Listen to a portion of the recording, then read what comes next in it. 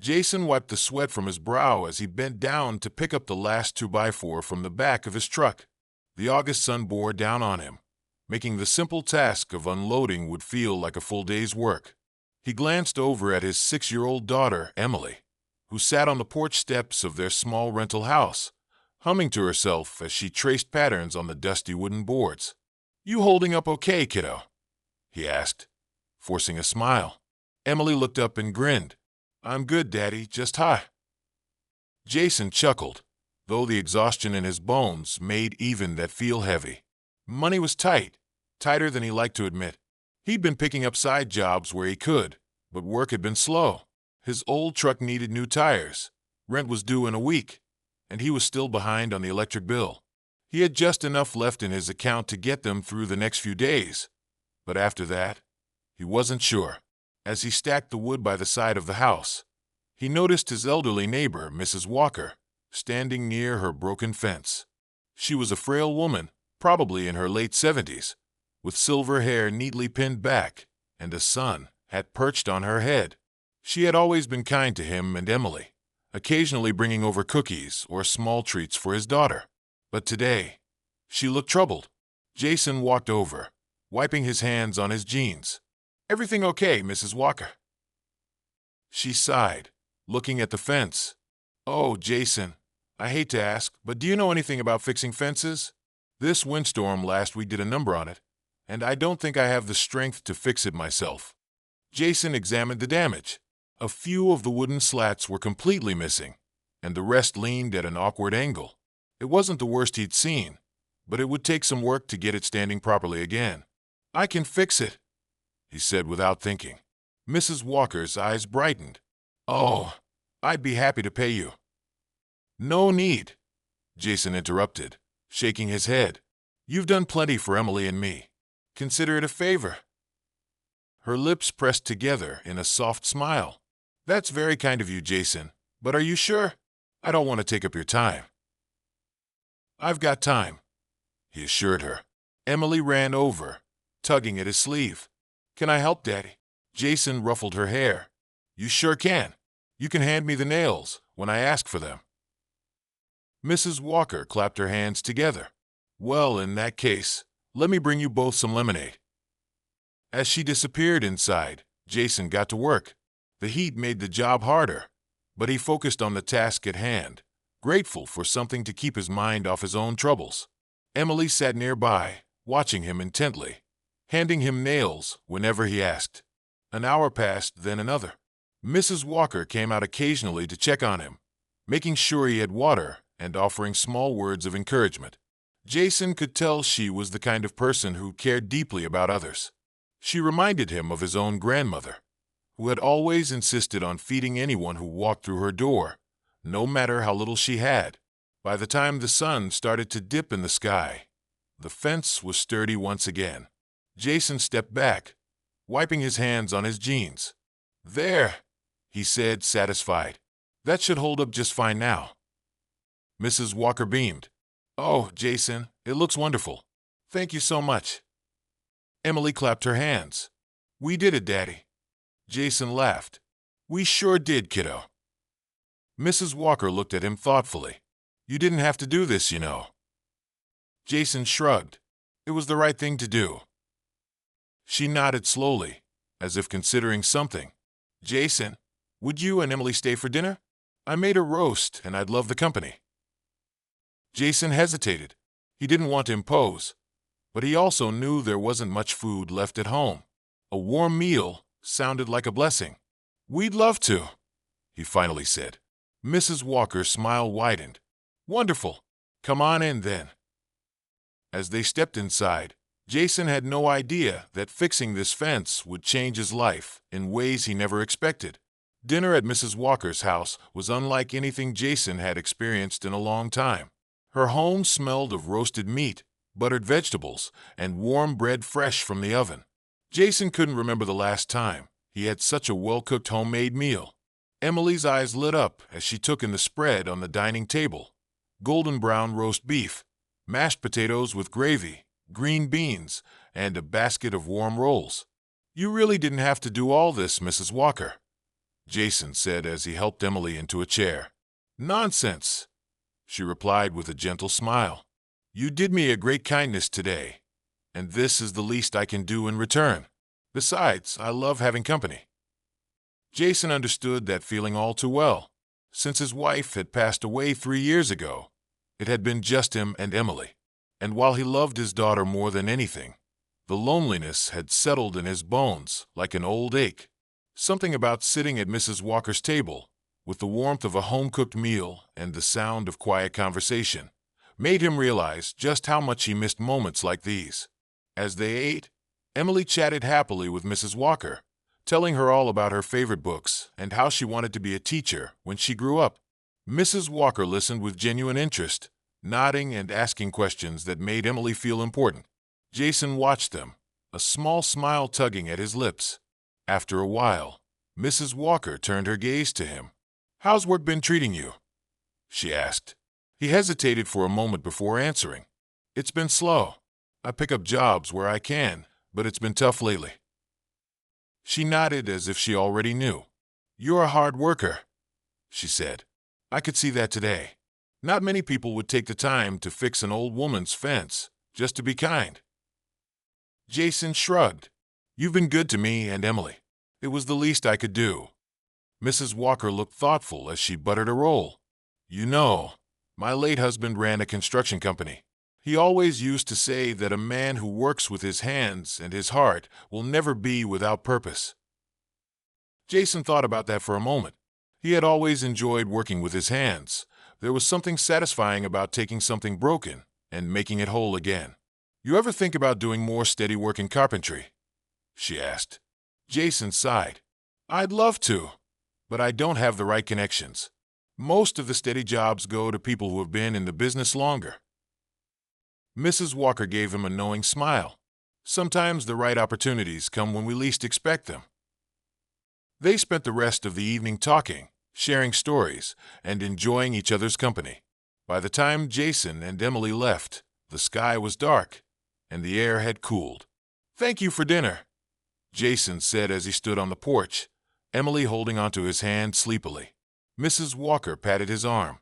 "Thank you for the fence. And Jason, if you ever need anything, don't hesitate to ask." He nodded, though he wasn't the type to ask for help. "Good night, Mrs. Walker." "Good night, dear." As Jason carried Emily back to their house, he couldn't shake the feeling that something about today had shifted. He didn't know what it was yet, but for the first time in a long while, he didn't feel completely alone.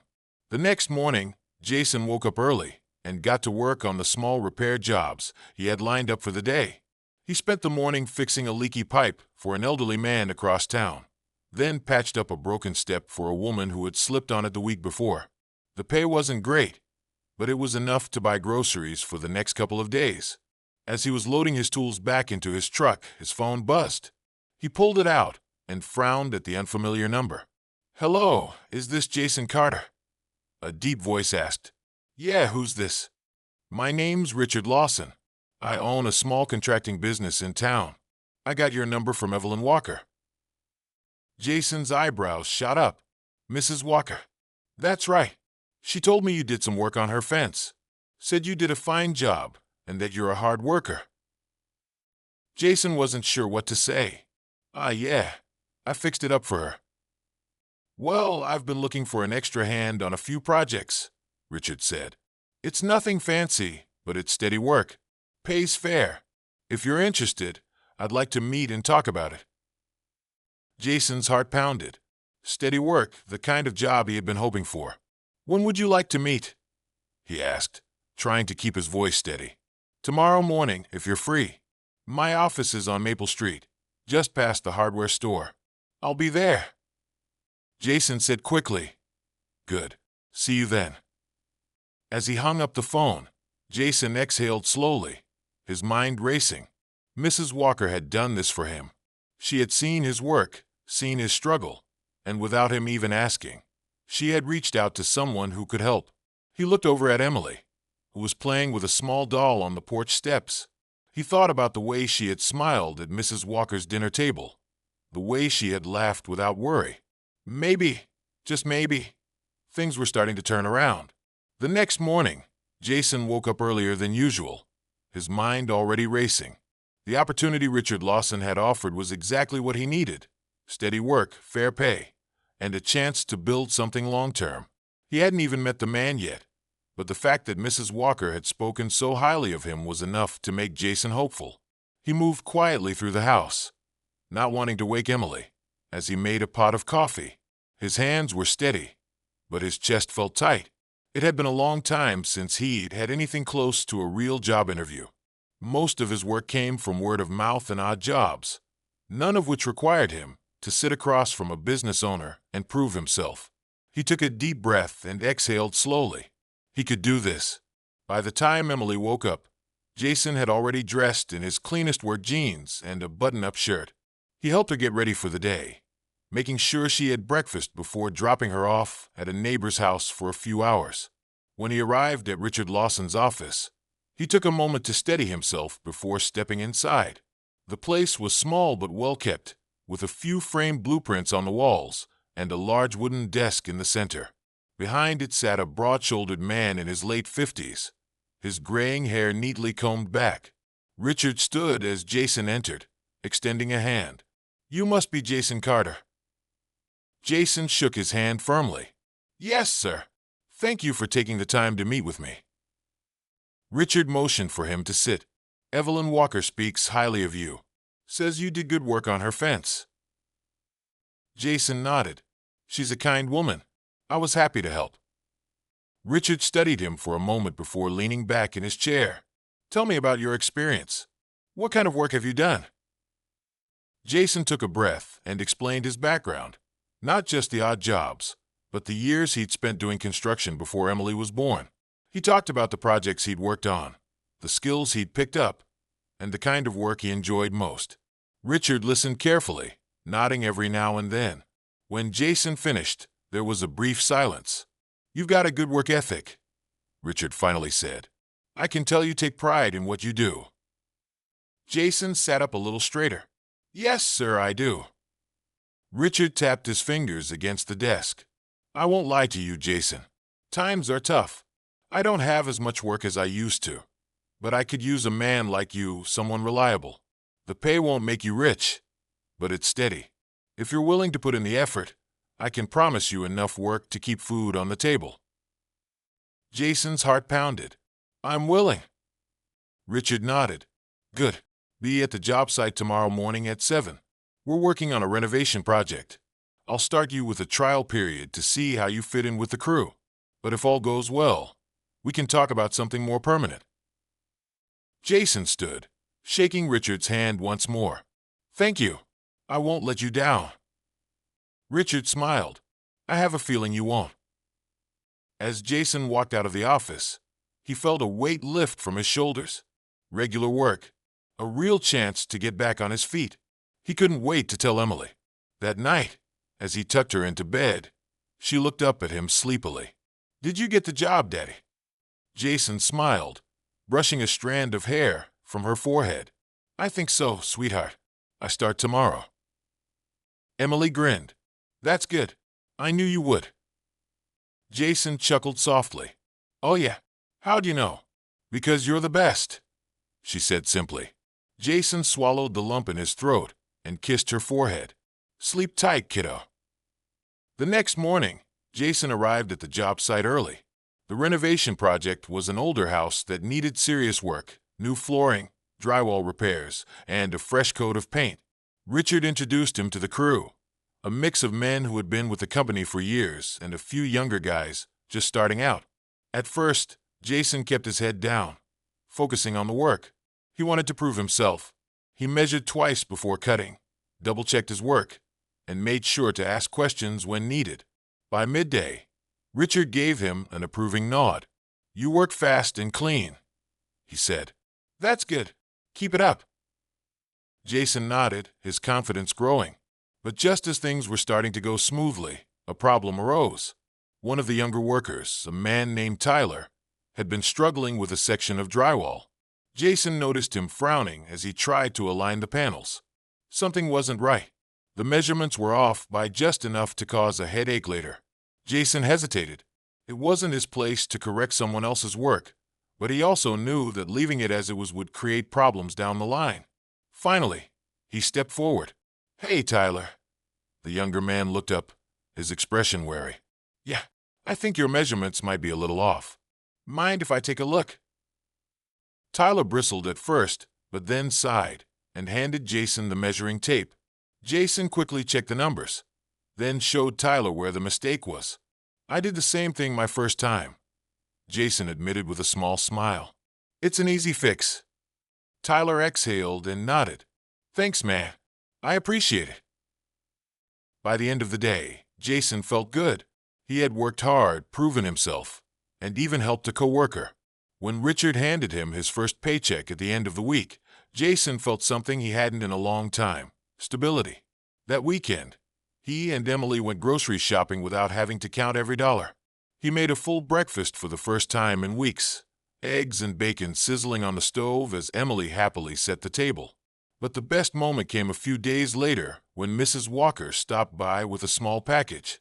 Jason opened it to find a set of brand-new work gloves and a note. "Jason, hard work deserves appreciation. I'm proud of you. Evelyn." Jason smiled, gripping the gloves. For the first time in a long while, he felt like things were finally falling into place. The following weeks settled into a rhythm Jason hadn't known in years. Every morning, he woke up before dawn, packed his lunch, and kissed Emily on the forehead before heading off to work. The long hours of labor left his muscles sore, but it was a satisfying kind of exhaustion. At the end of each week, he received a paycheck that made it possible to keep the lights on, put food on the table, and even set a little aside for emergencies. Emily noticed the change almost immediately. "You're smiling more, Daddy," she said one evening as they sat on the porch watching the sun dip below the horizon. Jason chuckled softly. "Yeah, I guess I have more reasons to now." She leaned her head against his arm, her small fingers tracing patterns on his sleeve. "I like it when you're happy." Jason swallowed the lump in his throat and kissed the top of her head. "Me too, sweetheart." At work, Jason quickly became someone the crew relied on. His experience showed in the way he handled tasks efficiently, and his willingness to help others earned him the respect of his coworkers. Even Tyler, the younger worker he had helped on his first day, had warmed up to him, often seeking his advice when a task felt overwhelming. One afternoon, Richard pulled Jason aside as they loaded lumber onto a truck. "You've been doing good work," Richard said, crossing his arms. "Steady, reliable. That's hard to come by these days." Jason wiped the sweat from his forehead. "I appreciate that." Richard studied him for a moment. "You ever think about taking on more responsibility? Maybe a lead position?" Jason blinked. "A lead?" Richard nodded. "Nothing official yet, but I need someone who can oversee smaller projects, make sure things run smoothly. You've got the experience for it." Jason hesitated. It was an opportunity, one that could mean more stability for him and Emily. But doubt crept in. Was he ready for that kind of responsibility? Richard seemed to sense his hesitation. "Think about it," he said. "No rush, but if you're interested, I'd like to talk more about it soon." Jason nodded slowly. "I will. Thank you." As he drove home that evening, his mind raced. A lead position meant more money, more security for Emily, but it also meant more pressure. Could he handle it? That night, as he helped Emily with her homework at the kitchen table, she looked up at him with a serious expression. "Daddy, what's wrong?" Jason smiled, shaking his head. "Nothing, sweetheart. Just thinking." Emily tilted her head. "About work?" Jason tapped his finger against the table. "Yeah." She tapped her pencil against the table. "Do you like your job?" Jason nodded. "I do." "Then you should do whatever makes you happiest," she said simply. Jason stared at her. Sometimes, his daughter had a way of making complicated things seem so simple. The next day, he told Richard he was interested in the lead position. "Good," Richard said with a grin. "I had a feeling you'd come around." With the new role came new challenges: managing schedules, making sure everyone had the right materials, and keeping projects on track. There were days when Jason felt overwhelmed, but every time he doubted himself, he reminded himself why he was doing it. For Emily, for their future. One evening, just as Jason was finishing up paperwork at the job site, his phone rang. He frowned at the unknown number before answering. "Hello, is this Jason Carter?" A familiar voice asked. Jason recognized it immediately. "Mrs. Walker." "Yes, dear. I hope I'm not calling too late." "Not at all. Is everything okay?" There was a brief pause. "I was wondering if you could stop by tomorrow. There's something I'd like to talk to you about." Jason's brow furrowed. "Of course, I'll be by in the morning." The next day, after dropping Emily off at school, Jason made his way to Mrs. Walker's house. She greeted him at the door with her usual warm smile and invited him inside. "I won't keep you long," she said as she led him to the kitchen. "I just wanted to thank you properly." Jason frowned. "Thank me?" Mrs. Walker nodded as she set a small envelope on the table between them. "For helping me with my fence that day and for being the kind of man who would do something kind without expecting anything in return." Jason hesitated before picking up the envelope. Inside was a check. His eyes widened as he saw the amount, $5,000. "Mrs. Walker, I can't accept this," he said immediately, shaking his head. She reached out and placed a gentle hand over his. "Yes, you can and you will." Jason swallowed hard. "Why?" Mrs. Walker smiled softly. "Because people like you deserve a little kindness in return, and because I know what it's like to struggle." Jason looked down at the check, his heart pounding. This money could change so much.